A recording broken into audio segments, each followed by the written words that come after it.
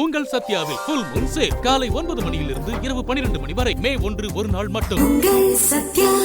தேர்தல் முடிவு என்னவாக இருந்தாலும் மக்களை சந்திப்பேன்னு சொல்லியிருக்காரு தாவேக தலைவர் விஜய்.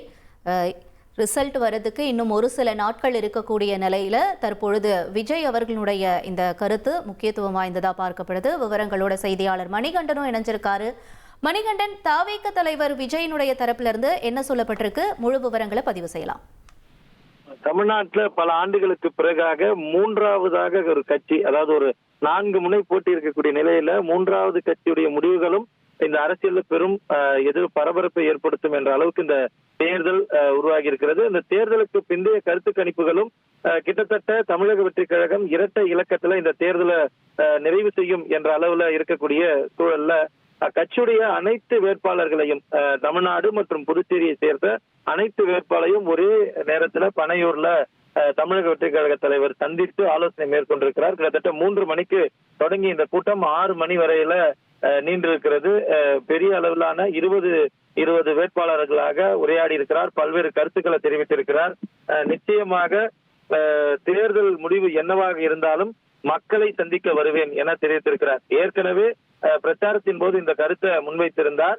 தேர்தலுக்கு பிறகாக நேரடியாக கிராமந்தோறும் உங்களை சந்திப்பேன் என தெரிவித்திருந்தார். இதே கருத்தை வேட்பாளர்களிடமும் தெரிவித்திருக்கிறார். தமிழக வெற்றி கழகத்தின் சார்பில் போட்டியிட வேட்பாளர்களுடன் ஆலோசனை நடத்தும் போது வேட்பாளர்கள் பிரச்சாரத்திற்கு நீங்கள் ஏன் வரவில்லை என்று மக்கள் கேட்கிறார்கள் என கருத்தை முன்வைத்திருக்கின்றனர். அதற்கு பதிலளித்த விஜய், பிரச்சாரத்திற்காக தனி திட்டம் போடப்பட்டது, ஆனால் நமது திட்டத்திற்கு ஏற்ப அனுமதி வழங்கப்படவில்லை. மக்களுக்கு பாதுகாப்பு இல்லாத சூழல் இருந்தது.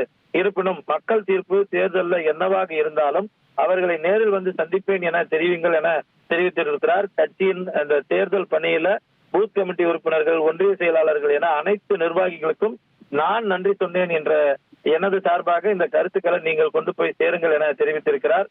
இப்படியாக இந்த 4 மணி நேரம் ஆலோசனை நிறைவடைந்திருக்கிறது. பல்வேறு முக்கியமான விஷயங்களை தெரிவித்திருக்கிறார். வெற்றி பெற்று நேரடியாக பனையூர் வாருங்கள், எந்நேரமாக இருந்தாலும் பனையூர்ல நான் காத்திருப்பேன் என தெரிவித்திருக்கிறார்.